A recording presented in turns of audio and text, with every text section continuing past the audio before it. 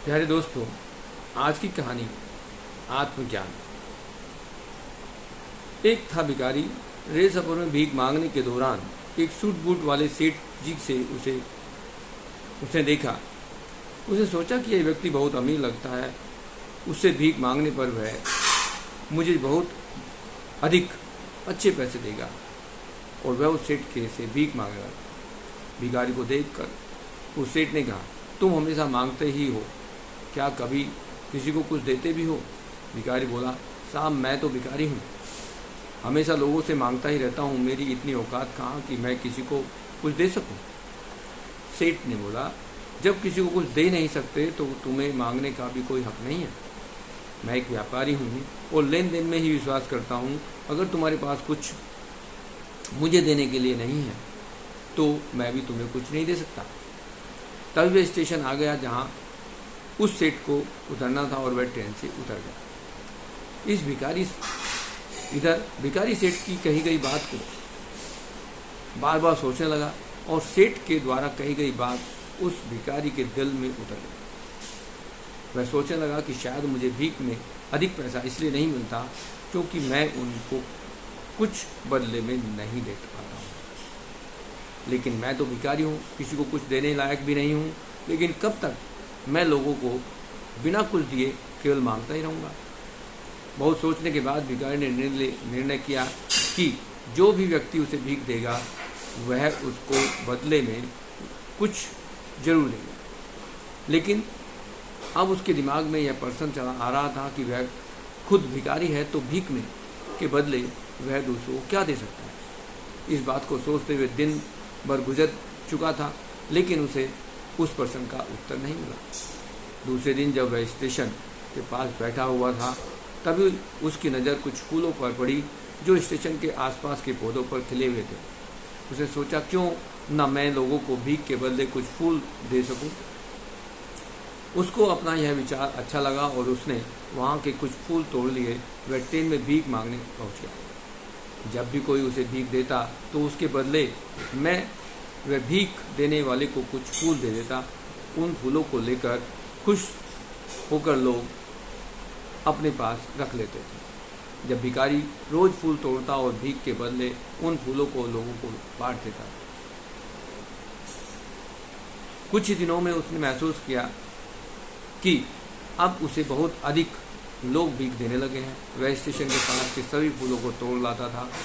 जब तक उसके पास फूल रहते थे तब तक उसे बहुत से लोग भीख देते थे। लेकिन जब फूल बांटते बांटते खत्म हो जाते तो उसे भीख भी नहीं मिलती थी। अब रोज ऐसा ही चलता रहा। एक दिन जब वह भीख मांग रहा था तो उसने देखा कि वही सेठ ट्रेन में बैठा है, जिसकी वजह से वह भीख के बदले फूल देने की प्रेरणा को लेकर के फूल बांटता। वह तुरंत उस व्यक्ति के पास पहुंच गया और भीख मांगते हुए बोला, आज मेरे पास आपको देने के लिए कुछ फूल हैं, आप मुझे भीख दीजिए, बदले में मैं आपको कुछ फूल दूँगा। सेठ ने उसे भीख के रूप में कुछ पैसे दे दिए और भिखारी ने कुछ फूल उसे दे दिए। उस सेठ को यह बात बहुत पसंद आई और सेठ बोला, वाह क्या बात है, आज तुम मेरी तरह एक व्यापारी बन गए हो। इतना कहकर फूल लेकर वह सेठ स्टेशन पर उतर गया।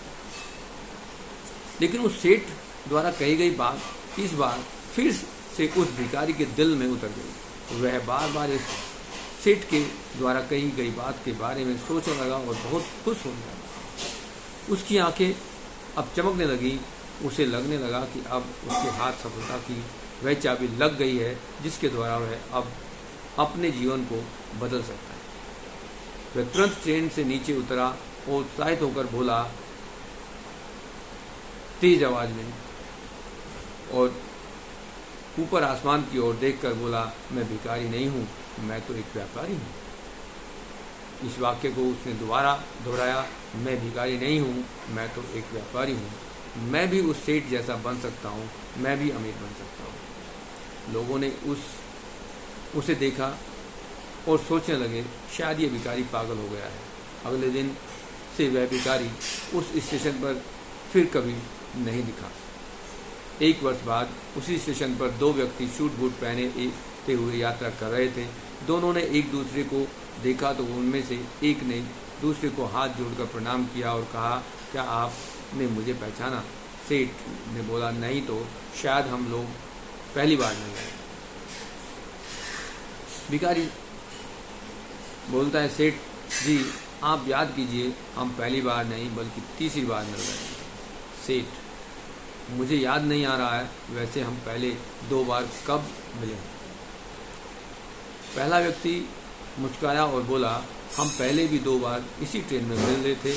मैं वही भिखारी हूँ जिसको आपने पहली मुलाकात में बताया कि मुझे जीवन में क्या करना चाहिए, और दूसरी मुलाकात में बताया कि मैं वास्तव में कौन हूँ।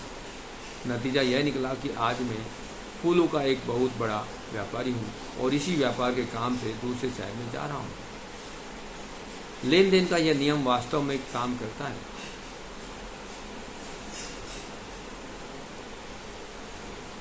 आप मुझे पहली मुलाकात में प्रकृति का नियम बताया था, जिसके अनुसार हमें तभी कुछ मिलता है जब हम कुछ देते हैं। लेन देन का यह नियम वास्तव में काम करता है। मैंने यह बहुत अच्छी तरह महसूस किया है, लेकिन मैं खुद को हमेशा भिखारी ही समझता रहा। इससे ऊपर उठकर मैंने कभी सोचा ही नहीं था।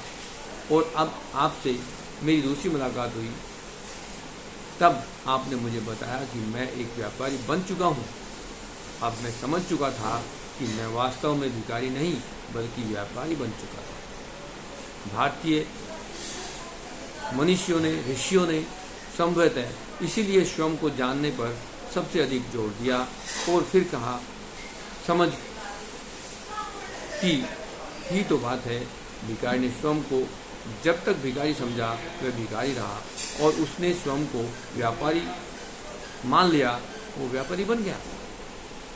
इसी प्रकार जिस दिन हम समझ लेंगे कि मैं तो वही हूँ, एक चेतन शक्ति, शांति से भरपूर, आनंद से भरपूर, अजर अमर अविनाशी, फिर जानने समझने को रह ही क्या जाएगा। धन्यवाद। इस कहानी को आप शेयर करें, लाइक करें, पसंद आए तो दोबारा सुनें। धन्यवाद।